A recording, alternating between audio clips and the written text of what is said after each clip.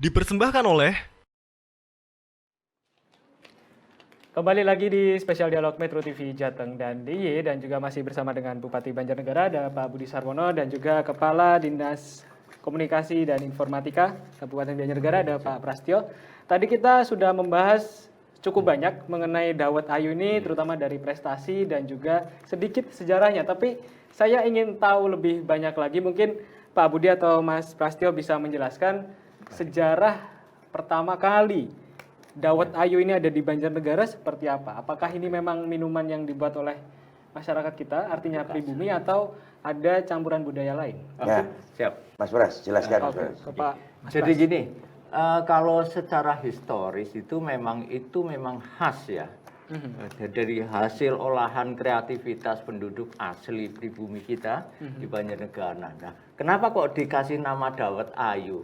Konon itu kan sebuah usaha bagaimana orang mencari hidup dengan menciptakan minuman ini yang beberapa bahannya itu dipadu menjadi tadi sajian yang memang menyegarkan ya. Iya, iya.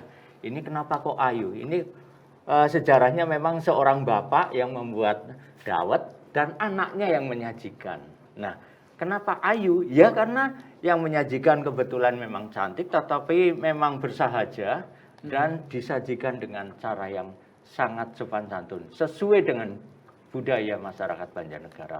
Sehingga orang terkesan tidak tahu namanya, tapi ngertinya Dawet Ayu. Itu sejarahnya seperti itu. Jadi menyebar dari mulut ke mulut menjadi nama ikon Dawet Ayu Banjarnegara. Padahal awalnya dari nama Iya. orang ya Pak ya? Iya, jadi nggak tahu namanya, tetapi mengenal bahwa yang menyajikan itu cantik, bersahaja dan penuh santun. Jadi- itulah. Di zaman dahulu, kalau mau ikut beli minuman dawet, itu ketapen, ketapen aja, bakule ayu, gitu. Bakule ayu, Iya, gitu. iya, Iya, Penjualnya cantik gitu. iya, iya. Pada beli dawet di sana, minum di sana gitu. Nah, sampai sekarang pun juga yang menyajikan ayu-ayu, Mas. Walaupun Nah, namanya sekarang bukan sudah Ayu. tambah, Mas. Sudah tambah ayu dan ganteng. Oh, Iya. Karena pelayannya juga ditambah Cowok, laki-laki ya. kan Oh, gitu, Pak. laki-laki. yang mas-mas ya ini ya. Iya, Dawet mas-mas itu ya. Jadi. Tapi kalau pemirsa Historisnya beli itu. Dawet Ayu tapi yang jual mas-mas jangan dipanggil Dawet ganteng ya. Oh iya. Tetap namanya Iya, Dawet iya. Ayu. Dawet Ayu. Dan ada satu hal lagi, Oh, iya? kenapa kok setiap penjual dawet Ayu Banjarnegara kok ada gambarnya Punokawan. Punokawan, ya, Oh, iya. ada Semar Gareng. Itu memang filosofi ya, namanya Punokawan itu kan pamomong. Jadi dalam sajian, apalagi kaitannya dengan minuman, dengan makanan, itu ada hal yang harus dipesankan, harus dijalani. Adalah momong rasa, momong citra rasanya itu. Jadi citra rasanya harus dijaga, sajiannya harus dijaga. Ya bersih, ya sehat, tetapi citra rasanya tetap oke. Nah, kenapa kok Semar? Itu sebetulnya dari asal kata ya. Semar, seger dan marem.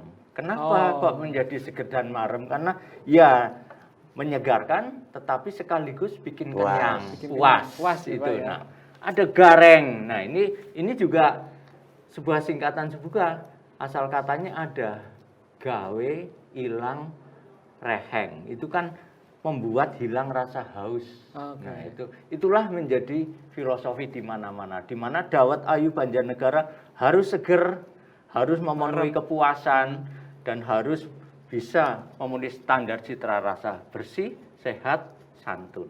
Oke. Itu. Ada filosofinya juga ternyata, nggak cuma tidak enak dan iya, juga menyegarkan, iya, tapi penuh filosofi betul. ya. Nah, ini jadi kemana-mana pun tetap gambarnya Semar sama Gareng, karena itu.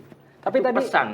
Nah, tapi tadi yang menarik pemirsa waktu jeda tadi Pak Budi, Pak Bupati ini berpesan kepada saya kalau sebenarnya minum Dawet Ayu ini harus sekali teguk habis ya Pak. Iya, betul.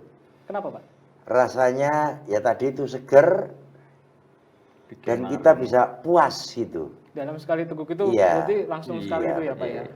Kalau ngulang-ngulang mungkin takutnya kesegarannya udah mulai Iya. kurang gitu ya. Ya karena ini kan kandungannya ada karbonnya ya, karena dari tepung beras Iya, iya. ataupun Ada tepung santannya, sagu, gitu. ada Kalau kan- santannya, ada gulanya gitu.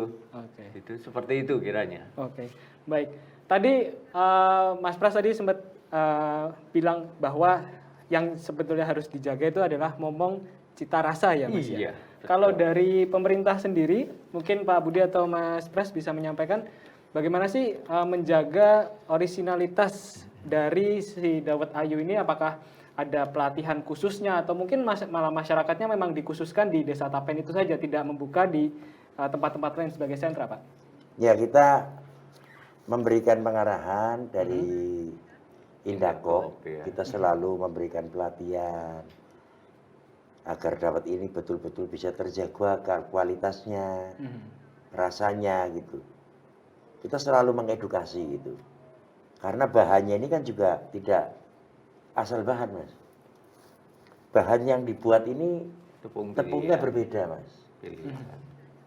Tepungnya berbeda. Ini dari pohon aren, Mas. Pohon aren, betul. Dari pohon aren, bukan dari tepung beras, bukan nih Mas, pohon aren gitu. Aslinya itu. Jadi kita juga masih merawat pohonnya, dan pohonnya juga masih dibutuhkan oleh kita untuk menahan banjir, untuk menahan apa kan itu Mas. Iya, iya. Nah ini arennya kita gunakan untuk dawetnya gitu. Jadi rasanya berbeda. Jadi tidak ada rasa apa kayak ada butir-butiran tuh nggak ada kan, langsung halus gitu Mas. Iya, betul, betul. Nah ini yang kita lagi terus kita pertahankan agar dawet kita ini tetap bisa menjadi juara terus gitu Mas. Oke, amin, amin, amin. Kemudian kalau untuk bagaimana meneruskan usaha dari dawet ayu ini, misalnya perputaran uangnya dalam juga berdagang di Banjarnegara sendiri, bagaimana cara menarik untuk kaum muda ini Pak? Karena kita tahu bahwa kaum muda ini kan sudah banyak melihat minuman, tidak hanya dawet ayu, pasti ada melihat minuman yang lebih modern, tapi bagaimana bisa menarik mereka untuk ikut berbisnis dalam dawet ayu ini seperti apa? Nah ini yang alhamdulillah kita tugaskan ke Dinas Infokom, Mas Pras gitu, untuk mengedukasi gitu. Ini alhamdulillah anak-anak mudanya juga tertarik juga, semangat gitu. Karena ternyata dari penjualan ini juga penghasilannya lumayan Mas. Lumayan, kita bisa dapat pendapatan yang mencukupi untuk hidup sehari-harinya gitu. Nah ini pemuda-pemudanya juga banyak yang mencoba berlatih, akhirnya malah dia merantau. Ada yang ke Jakarta, ada yang di Lampung, ada yang di Bengkulu, ada yang sampai jualan di tepi Danau Toba Mas. Ternyata juga putra daerah kita semua sampai ke sana gitu.